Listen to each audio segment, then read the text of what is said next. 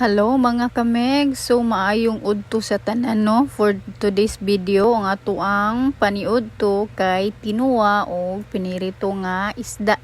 So before ta mo kaon mga kamegs, again magampo jud ta no sa grasyang nadawat sa matag adlaw. Pasalamatan nato ang Ginoo. Mana na siya gampo, so sugdan na natong kumbira mga kameg. So naani siya sausawan pipino, bumbay ug kaning iyahang tamatis nya suka dayog patis, lami na kay na yang kaon di mga kamegs no. Higop dayon og sabaw.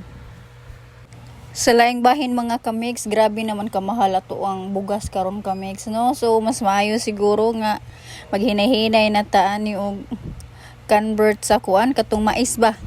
Mais nga kanon kay mas bubarato man tong kilo ato mga kamegs. Unya alig-on pud ka ito siya og kanang kuan busog.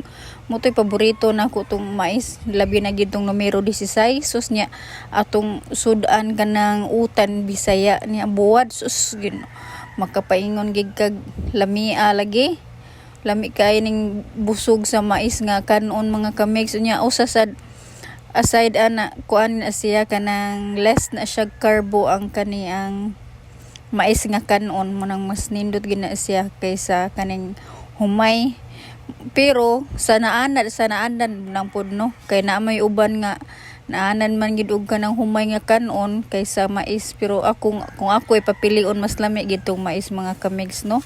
Kamo mga kamegs, unsa may mas kanang prefer ninyo nga kanon, katong mais nga kanon or kato ang humay? Pero kung ako, mais gid akong gusto kay bugat kayo og busog, labi na magkaingin ta mga kamegs no. Nindot kayo rong panahon na magkaingin mga kamegs kay mahal kayo ang bugas na.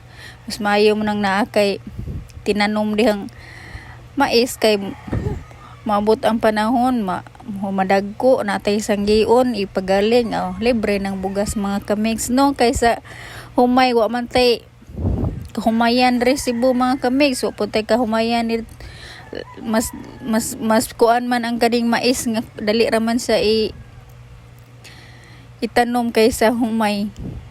So maura na siya mga kamig. Salamat sa inyong pagtanaw. Sa sunod na sad, I hope inyo kong suportaan sa ako ang mga videos nga gi-upload. Maura na siya mga kamigs. Ug maayong adlaw sa tanan. Bye.